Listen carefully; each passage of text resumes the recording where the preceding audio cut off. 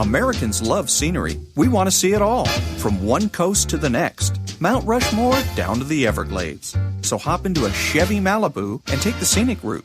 It's the car you knew America could build. There's a place where people count on friendships they can trace back generations, where they can count on the same stool at the coffee shop waiting for them every morning.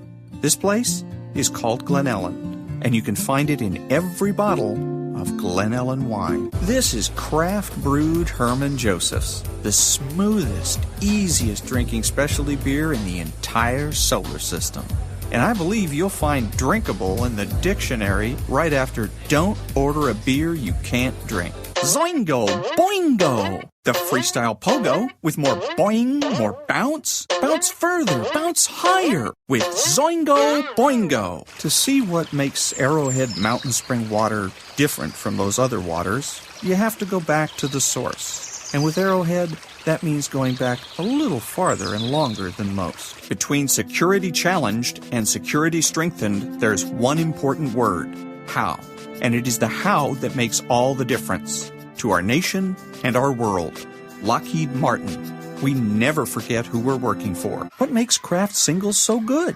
2 out of every 3 kids don't get the recommended amount of calcium. But with Kraft Singles, they get a good source of calcium and the taste they love. Kraft Singles. Magic every single time. Throw boring overboard with a new real meal from Long John Silver's. A meal worthy of a plate, just $4.99.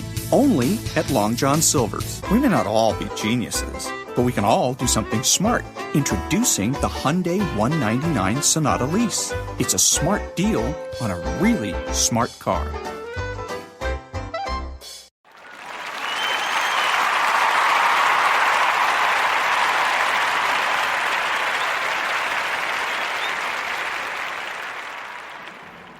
Never make messes, but she sometimes blames it because she's kind of enthusiastic about cleaning, and that's okay basically, but a little bit too much.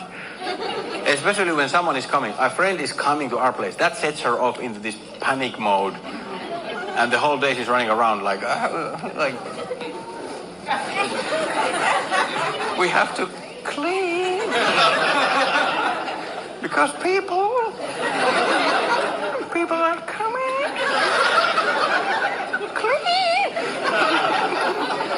And then I have to help her. And it's annoying. And then the following week, we go to visit someone. We go to our friend's house, and the first thing when we arrive, our friend is like, "Hey, welcome, but sorry, it's a little bit messy here." And then my wife is like, "Oh, it doesn't matter."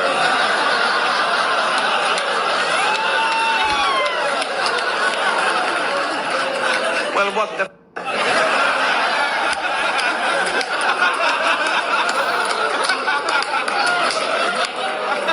I believe it did matter last week. We cleaned like 7 hours, so it does matter.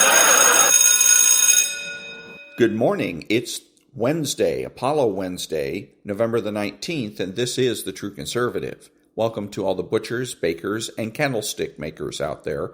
I'm Ron, your host, and the only true conservative in the United States today. So today, after the Serenity Prayer and the patriotic song of the day, we will have Varney and Company, motivation, meditation, and Apollo.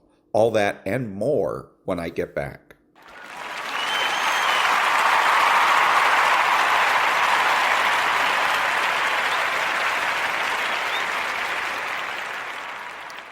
God, grant me the serenity to accept the things I should not change, the courage to change the things I should, and the wisdom to know the difference. Amen.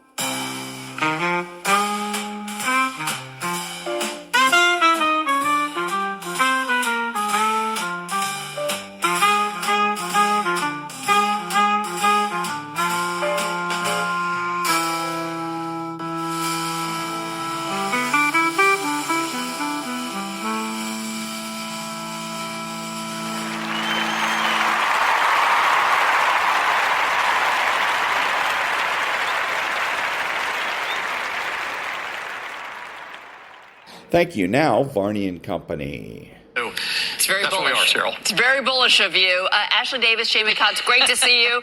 Thank you so much. Varney and Company is up next. Stuart Varney, take it away. I'll see you in the 10 o'clock hour. Oh, I can't wait. Okay. Good morning, Cheryl. Good morning, everyone.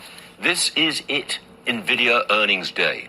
In a few hours, we'll get a close look at the state of play in the AI revolution. NVIDIA is in the middle of it. They have a lock on the most advanced AI chips. Now, at 4 Eastern, we'll get the numbers. And then we'll hear from Jensen Huang. That's the most important part. He'll outline his view of the company's future. Expect the market to move. The stock is now at $184 a share. The high was $212. Elsewhere, we got red ink or green ink? It's green today. The Dow up about 40, S&P 12, NASDAQ up 60. Bitcoin, I'm going to say that's still under pressure. 91,003 is the current quote. The 10-year Treasury yield, that's at 412. The 2-year coming in below 360. You're at 357 right now. Gold back to $4,100 an ounce. Silver back above $50. $52.29 per ounce. All right. On the show today, the Saudis come through with big money, $1 trillion to invest in the U.S. We came through with F-35 fighter jets for the Saudis, and we get a boost. We boosted the Crown Prince's stature as a leader of the Mideast region. A big part of the White House meeting, though, it's business. There will be a Kennedy Center Business Summit to bring U.S. companies together with the Saudi Sovereign Wealth Fund. That's today. Last night, the president hosted a star-studded dinner. Guests included Elon Musk and Cristiano Ronaldo. For the first time in my memory, a big government bureaucracy will be shut down. Linda McMahon will empty the Lyndon Baines Johnson Education Department building in D.C. Education money will be sent directly to the states. The Wall Street Journal calls her the Cabinet Secretary of the Year. And question for you, what is 2SLGBTQIA+? No, it is not the Wednesday trivia question. The answer later in the show on this Wednesday, November the 19th, 2025. Yeah, the answer to that question is it's nothing. It's nothing. That's what it is. Also, a big mistake on the Trump's administration to be, accepting. I wouldn't accept a nickel from the Saudis. The Saudis are the biggest terrorists in the Middle East. I don't know why it is administration after administration wants to kiss their butt, but that's what's happening here. The Saudis are the ones that are responsible for 9/11. The Saudis are responsible for other acts of terrorism right here in the United States. And yet, we reward them again and again and again. And we shouldn't. They should be punished again and again and again. Anyways, nonprofit news now. Back in a minute.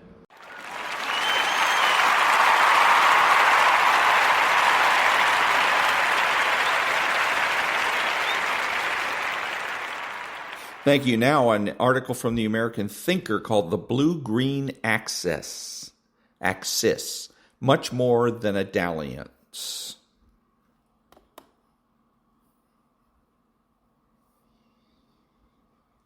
The blue-green axis, much more than a dalliance. As New York City celebrates a socialist Islamist mayor, and we approach the 10th anniversary of the ISIS-inspired terrorist attack in San Bernardino, it is worth reflecting on the many commonalities that unite the blue-green Democrat-Islamist alliance. Many have remarked on the absurdities of these misfit ideologies as bedfellows. LGBTQ often professes love for Hamas irrespective of the latter's non-negotiable religious injunction to sentence gays to death.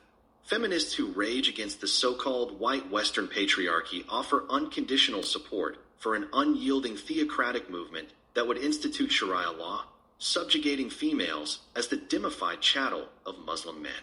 Bitter and oft-times non-telegenic progressive women, AWFLs, are indifferent to the industrial-scale rape and sex trafficking of native European girls by male Muslim migrants, perhaps even gratified that tens of thousands of innocent working-class girls are physically and emotionally maimed for life, provided it contributes to burning down the system or the West and furthers the progressive cause. Still, despite the glaringly inescapable contradictions, birds of a feather flock together. And upon closer examination, the progressive and Islamist movements, both global in scope, have far more in common than meets the eye. Here are 10 key ways in which the two totalitarian movements are conjoined at the hip in their marriage of convenience. Often willing to kill and die for the cause. Both ideologies are obsessed with destroying their perceived enemies. What do James Hodgkinson, Thomas Crooks, Luigi Mangione, and Tyler Robinson have in common with Mohammed Atta, Nidal Hassan, Omar Mateen, and San Bernardino's Tashfeen Malik? All were willing to kill and or die for the cause. All were obsessed with politics and tribal identity. None were schizophrenic or conventionally crazy. In fact, thanks to DEI and political correctness, Hassan was a frequently promoted and highly compensated psychiatrist in the U.S. Army. If such people could somehow douse lighter fluid on all their perceived enemies, they'd light the match and giggle maniacally while snuffing out countless innocent lives. Intolerant hatred of any competing ideology.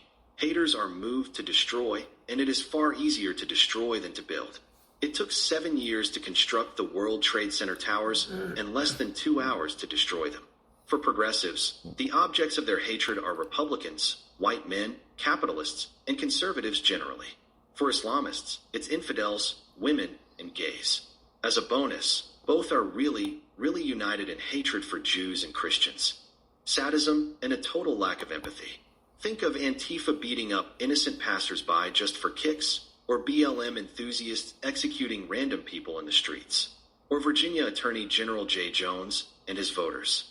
Or consider Palestinians torturing and dismembering children and babies in Israel. Neither ideological group ascribes any humanity to their objectified victims. Both groups actually enjoy seeing others suffer, as it creates a dopamine rush and makes them feel good about themselves. The ubiquitous yard sign proclaiming "hate has no home here" is an irony utterly lost on progressive homeowners. Lying/taqiyya. Islamic dawah, proselytizing, requires non-stop noble lying, taqiyya, in defense or furtherance of the faith. Similarly, think of the incessant lying and lies of omission by most of the Western news media for a noble cause, in their view, and the vast majority of university professors. Both groups are shrewd at deceiving and confusing the public, euphemizing and inverting objective truth in the service of turning oppressors into victims and victims into oppressors, playing the eternal victim. Material envy, all-consuming resentment, and self-pity are unmistakable hallmarks of the progressive and Islamist mindset. Whether it's Michelle Obama constantly whining about her massively privileged life or your garden-variety Islamist at a routine traffic stop, the practitioners of both ideologies stand shoulder to shoulder atop the winner's podium in the victimhood Olympics. Holier than thou, moral exhibitionists feel an irresistible urge to purify and sterilize, casting stones while believing they alone are without sin or fault. Muslim clerics frequently issue fatwas targeting infidels, e.g. Salman Rushdie, Geert Wilders, countless others, for death. Progressives also routinely issue public death threats on social media, along with constant doxing and swatting of high-profile conservatives in the hopes they will be murdered. Grandiosity/exaggerated sense of self-importance. The AWFLs may loudly despise their own race or seek to emasculate Christians or white men, but they enact these performative psychodramas to elevate themselves. Their grandiosity is further fed by their hashtags, symbolic gestures, and blue sky or X posts. They are not self-loathing, as some conservative critics claim, although many do fear public mockery if they are exposed as hypocritical frauds. And the heroes of the Muslim world deemed worthy of emulation are not creators or inventors. And sorry, algebra was created centuries before the advent of Islam, but rather conquerors, e.g. Muhammad, Saladin, who annexed geographical territory and spread the faith. Obsessed with status/public image, both ideologies have positioned themselves as heroic vanguards of the oppressed masses. Interestingly, the progressive ditzes who revere terrorists as brown, noble savages care nothing for the widespread persecution, slavery, and outright genocide suffered by peaceful Christian people of color at the hands of Islamists in Africa, the Middle East, and South Asia. It is not suicidal empathy, but rather narcissism that allows progressives to climb atop the corpses of their own children in order to plant the flag of ISIS or Boko Haram or Hezbollah as a way to preen and promote themselves. entitled With a Massive Chip on the Shoulder. Neither progressives nor Islamists observe the golden rule. Both are convinced they are owed whatever they want, irrespective of the common good, and they demand it now. Entitled progressives covet easy money, likes, and notoriety merely for stamping their feet and shouting their abortion, or proclaiming the need to abolish the police and empty the prisons. Islamist grievances are similarly endless and impossible to mollify, and those who kill in the name of Allah believe they are promised non-stop coitus in heaven with dozens of virgins. The sense of erotic entitlement creates a pretty powerful incentive to wage jihad and kill infidels.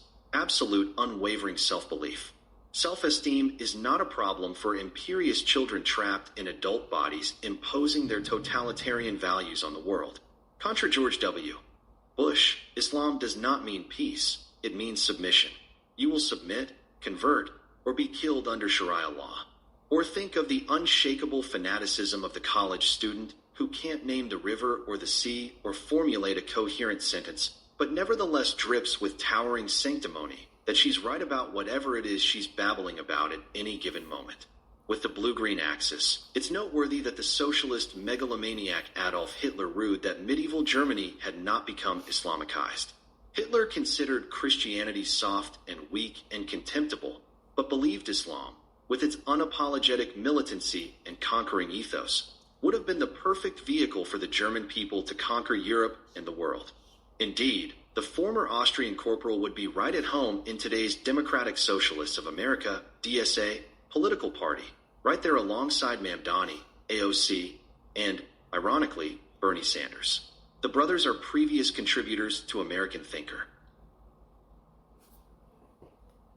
And that was the article, the blue-green, let's see, what is this again? It is The Blue-Green Axis, Much More Than a Dalliance by Todd and Eric Gregory. Back in a minute.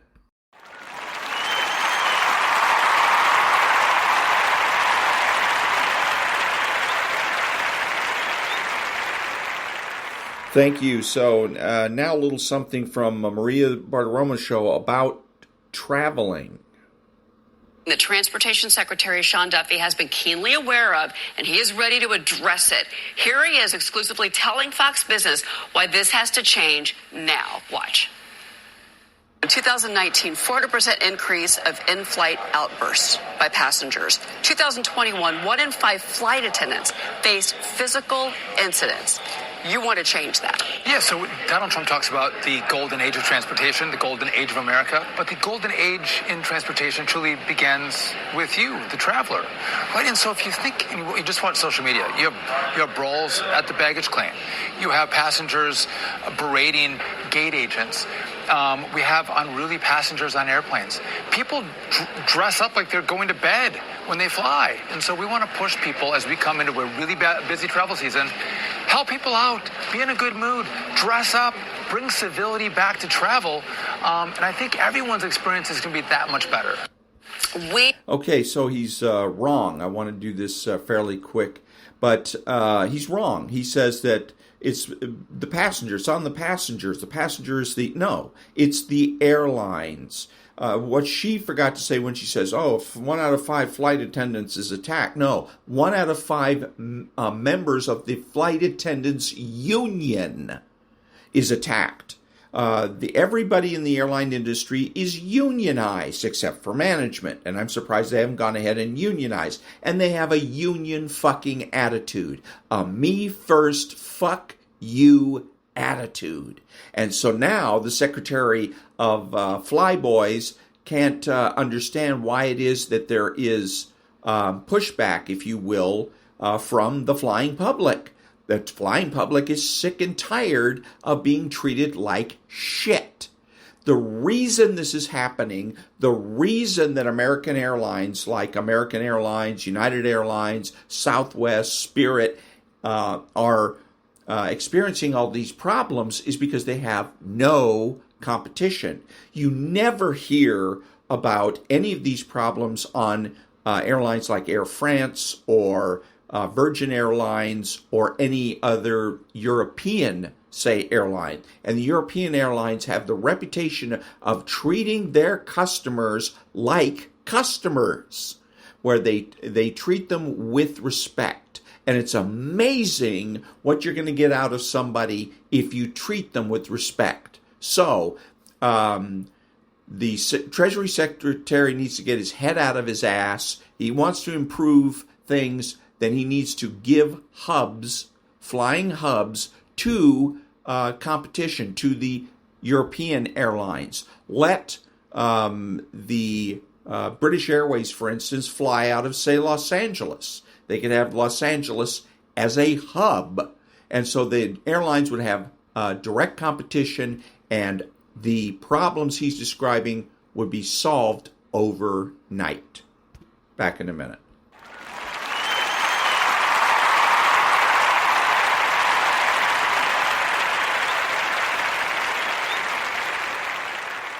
Thank you. And this is from an account on X called Steve Inman. So a clueless robber walks into a joint, asks this man to give up his money. He's like, cool, I got my American Express to hell card. I never leave home without it. Changing this criminal's life and turning him into a holy man. Robert thought he was going to go in there with the easy come up. Instead, he goes down instantly into the depths of hell. This man was 2 steps ahead. He's like, all right, calm, collective, showing great composure. Pulls out his American Express card and sends this idiot with a one-way first-class ticket to go see Lucifer live in concert. Now doing virtual snow angels like they always do, covered in soy piss. There you go. I love it. Back in a minute.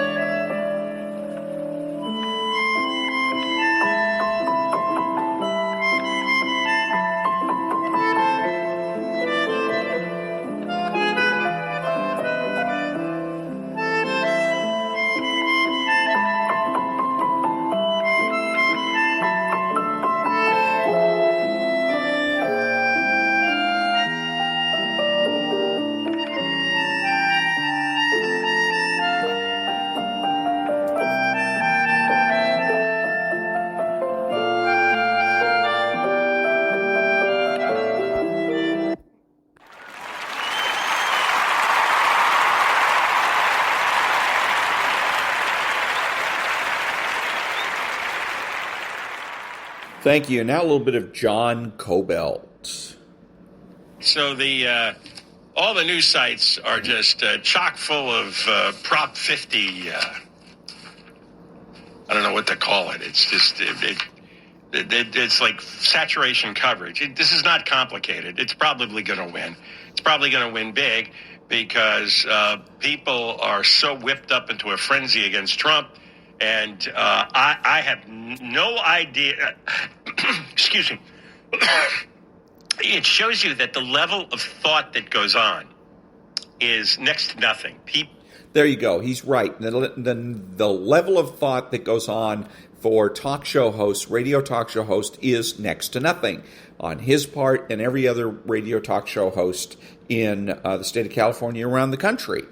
These are idiots. They talk only to their base, and they ignore everybody else, and this is why they have little or no influence, why they're so easily dismissed by the left as right-wing kooks. John Kobylt is dismissed as such, even though he claims he's not right or left, he's, I don't know, the magical talk show host, and he's dismissed. Nobody pays attention to him. Nobody cares about what it is that he has to say because he keeps preaching to the fucking choir. him and every other talk show host. If you wanted Prop 50 to win, you have to talk to the Democrats. Democrats own the state of California. That's all there is to it. 35 million people in the state of California, 34,999,000 of them are Democrats. And you have to get those people on board if you're going to be politically viable, if you're going to be a player in state politics. You got to talk to the Democrats and explain to them why voting yes on Prop 50 is a bad idea. And you got to do it every single day. Remember, Democrats, if you vote yes on Prop 50, these bad things are going to happen to you. This is the way it's going to affect you and the things you love. This is the way it's going to affect single-payer health care. This is the way it's going to affect climate change. This is the way it's going to affect housing the homeless and soaking the rich. That's the top 4 ideas that the Democrats have in this particular state. So if he would, again, pull his head out of his ass, John Kobylt, he pulls his head out of his ass, realize that the state is run by Democrats, not by people like him, and act like it, appeal to those people, try to appeal to those people, then he is going to have more power and influence in the state, and he won't be sitting around scratching his head wondering what the hell just happened. Back in a minute.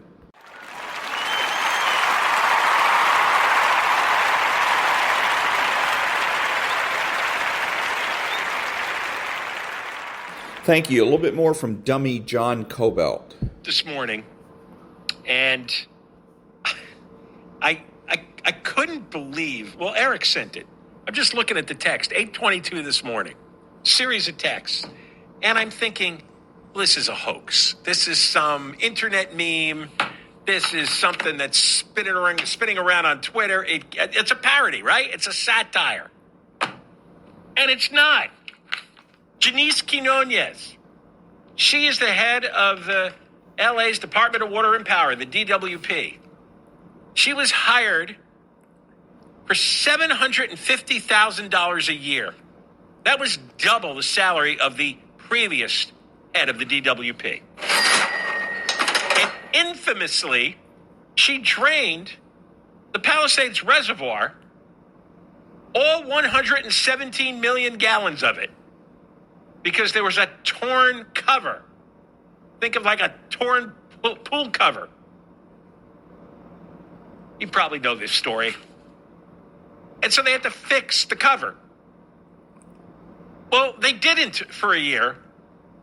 They drained 117 million gallons and left it empty. This is her decision. Left it empty. This was the primary source of water for the fire department if you have a fire. 11 months went by. They drained it in February of 2024. Here comes the dry season. 9 months, no rain. Now we're into the Santa Ana wind season. Fire starts. Whole separate scandal.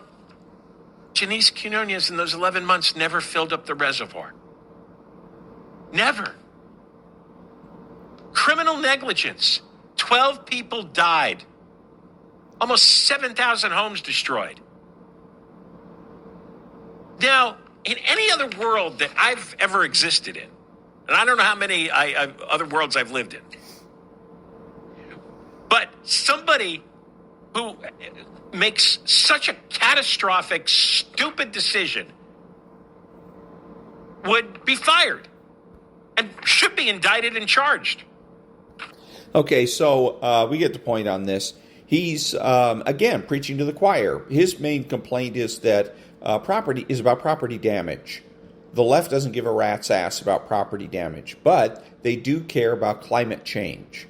And this is a softball. She is the woman that's responsible, is what he should be saying is, she's responsible for dumping millions of tons of carbon dioxide into the atmosphere, because that's what happens when you have a fire.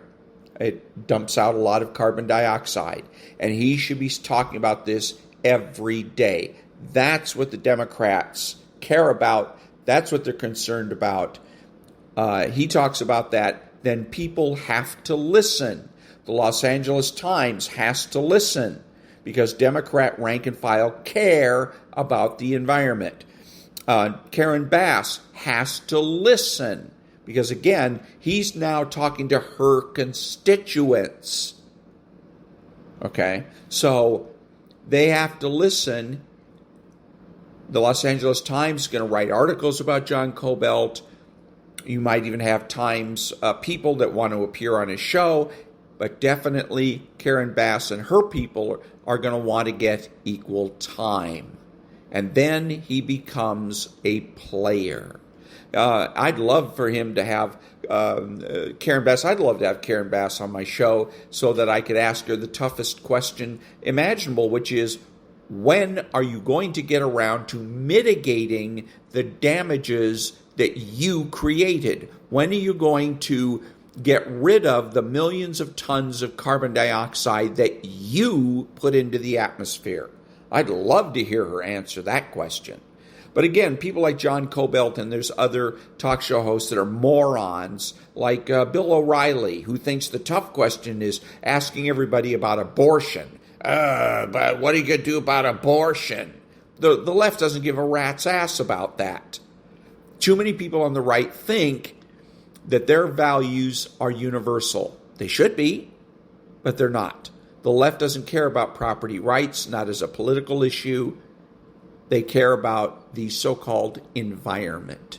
And that's the weakness here for Quinones, for Karen Bass, and for the governor of the state of California. And John Kobylt should be exploiting that weakness. Back in a minute.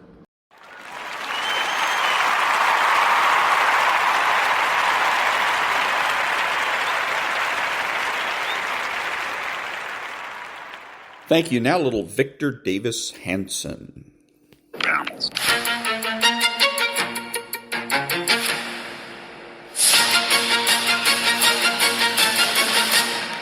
Hello, this is Victor Davis Hanson for the Daily Signal.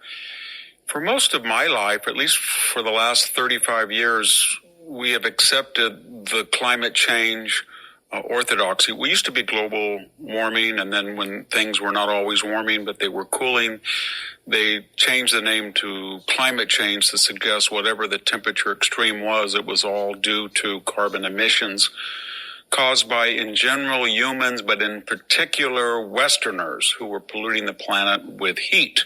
That was the dominant narrative. I didn't think in my lifetime that I would see an end to that dominance, even though there were inconsistencies.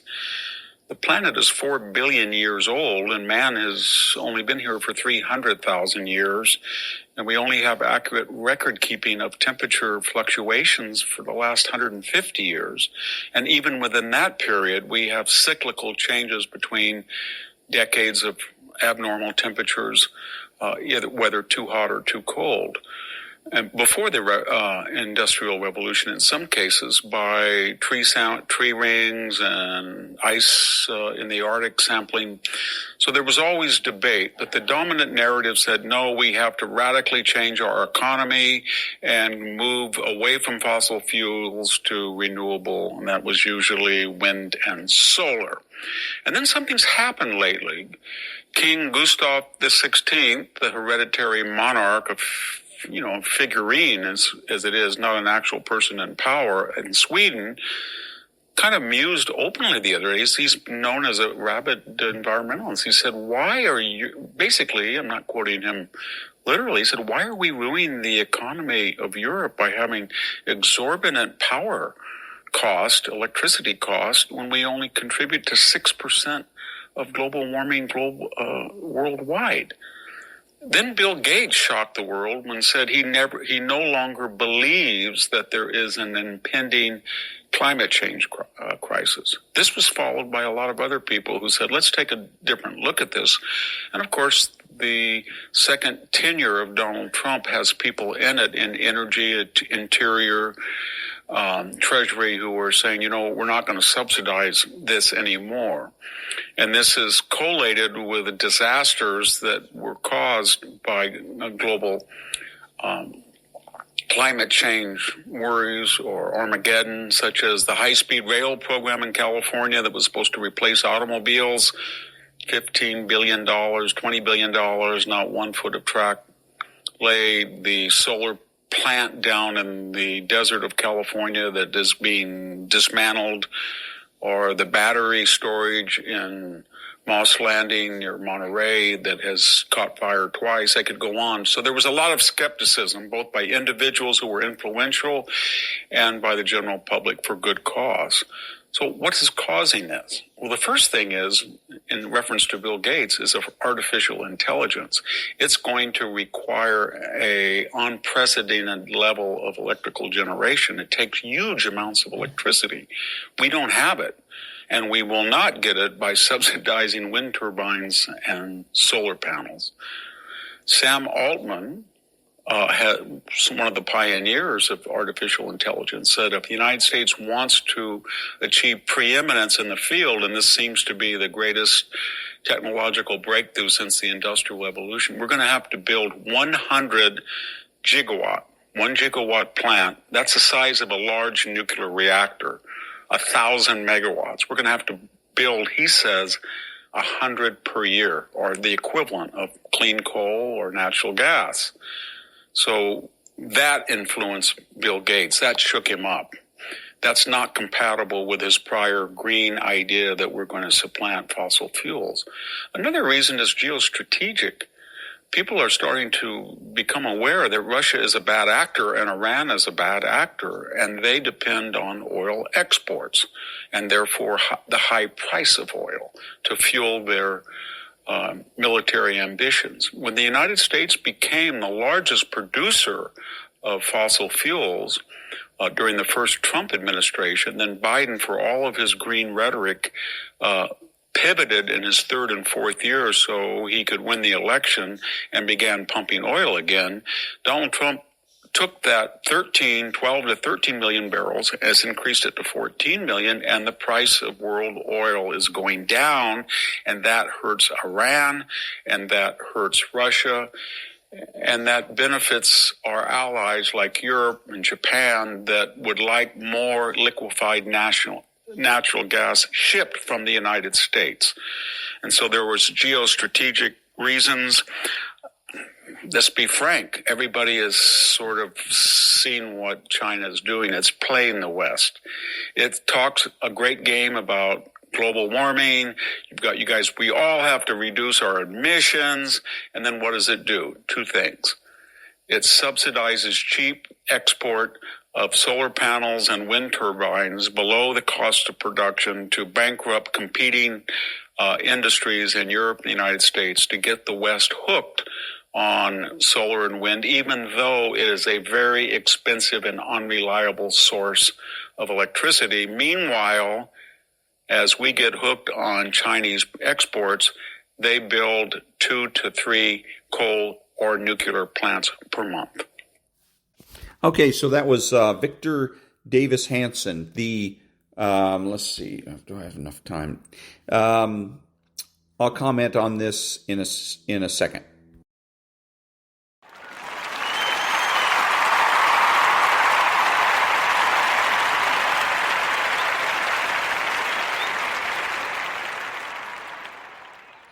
Okay, my response to Victor's piece, I like it in that it's very optimistic from the standpoint that we looks like we're not ever going to have to deal with these climate hoaxers anymore. But the climate change people, philosophy, whatever, died decades ago.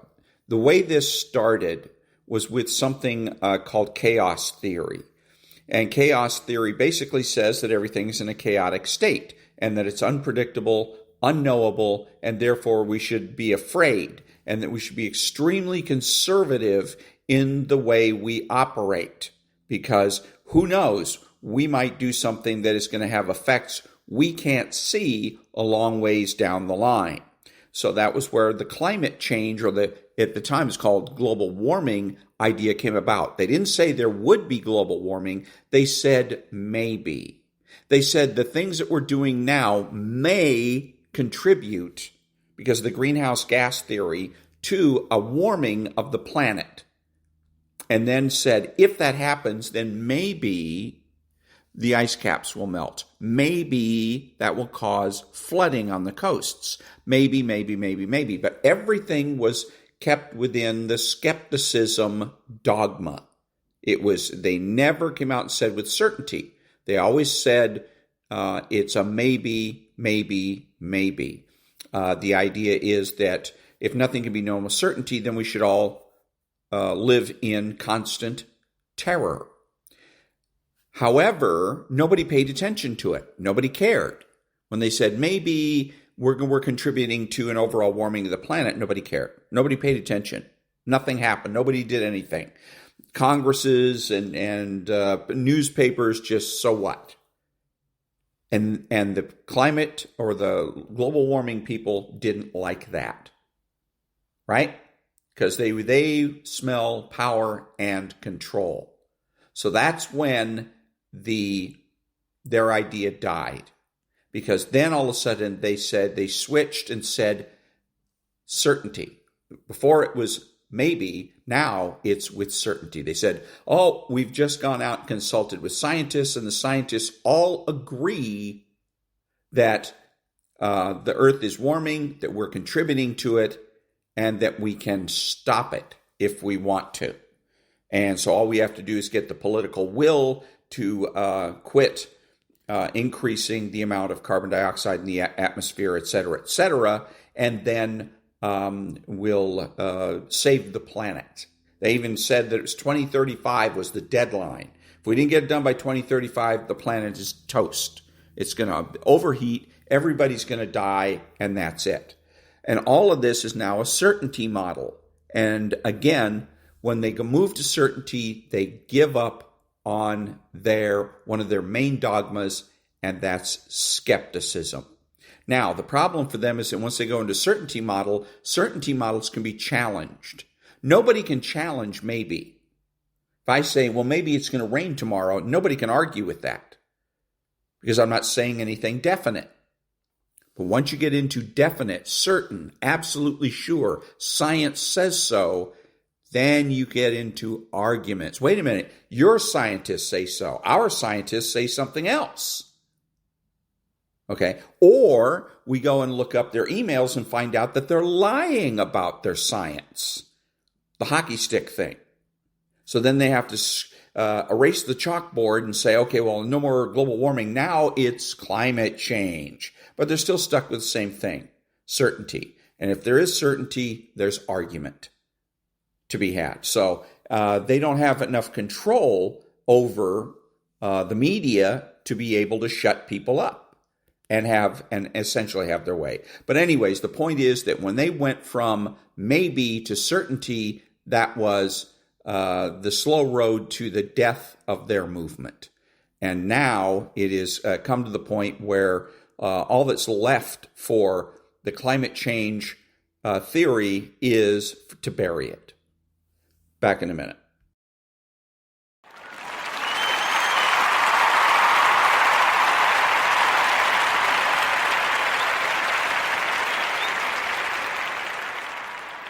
Thank you. And now, Apollo. 3. LOR had been considered so unrealistic in 1961 because of the maneuver that was now about to take place for the first time, a launch to rendezvous by a spacecraft 240,000 miles from home. The first reason why that prospect had been so forbidding is that spacecraft cannot move sideways any great distance. They can move up, down, forward, or backward, but for practical purposes, they are locked into the plane in which they have been launched.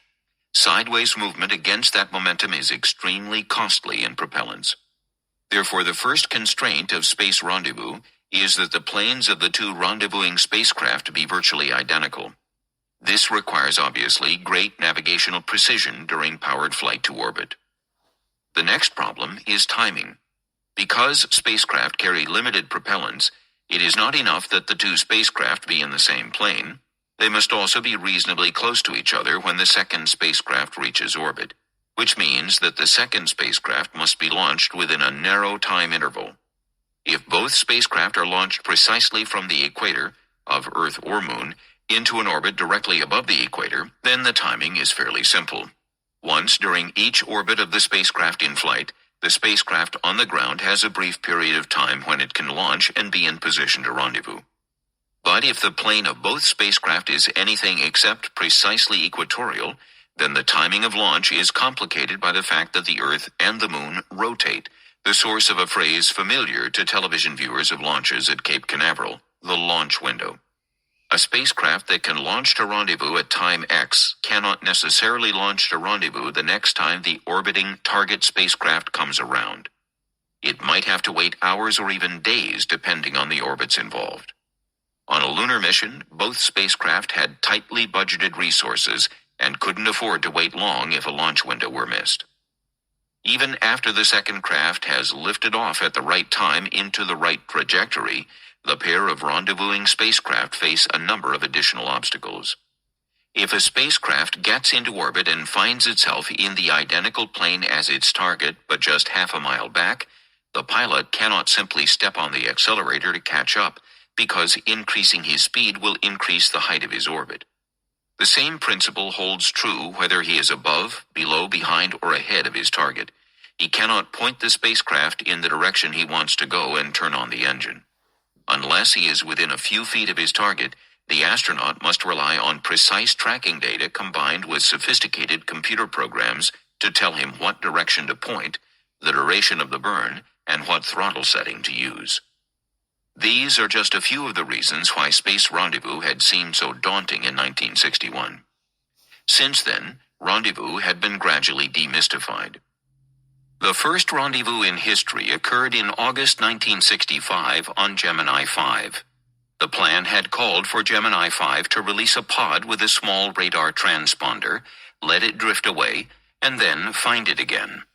But after the pod had been released, Gemini 5 developed a problem with its fuel cells. The rendezvous attempt was put on hold, and then the members of Ed Linneberry's rendezvous section were told that the pod had drifted too far away to be found, even if the fuel cell problem were to be solved. The bitterly disappointed controllers did the only sensible thing and retired to the flintlock. The rendezvous section was notable for including a woman. Her name was Kathy Osgood, the first woman we have mentioned whose role was something other than wife or secretary. There were just a handful of others. Rita Rapp, who ran the nutritional program for the astronauts, was apparently the highest ranking. Women engineers were exceedingly rare, either in NASA or on the contractor staffs. There, a few hours later, they got a call from Bill Tyndall. The balky fuel cell was working again, and Bill had come up with a gangbusters idea. They didn't need the pod. They could have the spacecraft rendezvous with a point in space. Everybody should get back to Building 30 right away. By that time, most of the members of the rendezvous section could barely navigate to the Flintlock parking lot, let alone find their way to Building 30. As the story is told, the surviving members of the section who straggled back to Building 30 that night proved not only that rendezvous could be done, but that the controllers didn't even need to be sober to do it. 4 months later, in December 1965, Gemini 6 rendezvoused not with a Phantom, but with another manned spacecraft, Gemini 7. This was followed by an unbroken sequence of successful rendezvous in Gemini 8, 9, 10, 11, and 12. The Gemini flights performed co-elliptical rendezvous and equiperiod rendezvous. They rendezvoused from above, and they rendezvoused on the first apogee. These were followed by the successful rendezvous of the LEM and CSM in Earth orbit on Apollo 9 and in lunar orbit on Apollo 10. Thus, on July 21, 1969, rendezvous itself was not the fearsome thing it had seemed at the beginning of the space program. The main concern now was that the ascent engine start. To that end, the ascent engine on the LEM had been made as simple as a rocket engine could be, with only 2 moving parts in the entire assembly. It had a magnificently reliable record in the ground tests. Nonetheless, the first liftoff from the moon was a tense moment for everyone, just as 8's entry into the first lunar orbit had been. For Mike Collins, circling the moon alone in Columbia, the lunar liftoff was the most nerve-wracking moment in his long flying career. During the 6 months since he had been selected to be the command module pilot, His secret terror had been that he might have to come back to Earth alone. For Glenn Lunny, waiting at the flight director's console, this moment was an odd mix of emotions. As at liftoff for any flight, he felt tense, trying to hold my breath for 8 minutes. But in an odd way, the ascent from the moon was not as draining on the flight director as a launch from Earth or any other phase of flight where there was a choice of aborting or going ahead. With a lunar ascent, there were no decisions to make, so in that sense, it was easy. You just say, well, let's light this sumbitch and it better work. It did. After a stay of 21 hours, Eagle's guillotines slashed the connections linking the descent and ascent stages. The ascent engine went instantly from a cold start to full power. The computer did all its work without lighting up any master alarms, and within 3 hours the Eagle was keeping station with Columbia, ready for an uneventful docking. 4. At dawn on Thursday, July 24, 1969, Apollo 11 splashed down in the South Pacific close to the Navy aircraft carrier Hornet. In the Mocher, which had passed control to the recovery team in the adjacent room when the parachutes deployed, a television image of Columbia bobbing in the water was projected up on the right-hand screen. The Mocher was jammed with people waving small flags and smoking the traditional splashdown cigars. The large center screen, which for the past 8 days had been showing trajectories to the moon and lunar orbital tracks, went black. In a moment, it lit again with these words: I believe that this nation should commit itself to achieving the goal before this decade is out of landing a man on the moon and returning him safely to Earth. John F. Kennedy to Congress, May 1961. Since Columbia had splashed down, the right-hand screen had been displaying the mission patch of Apollo 11. As the helicopters lifted 11's crew to safety, these words appeared above it: Task accomplished, July 1969. And that was Apollo, and it was Chapter 25, Sections 3 and 4. Next week, Chapter 26. And this is, again, Apollo by Charles Murray and Catherine Bly Cox. Back in a minute.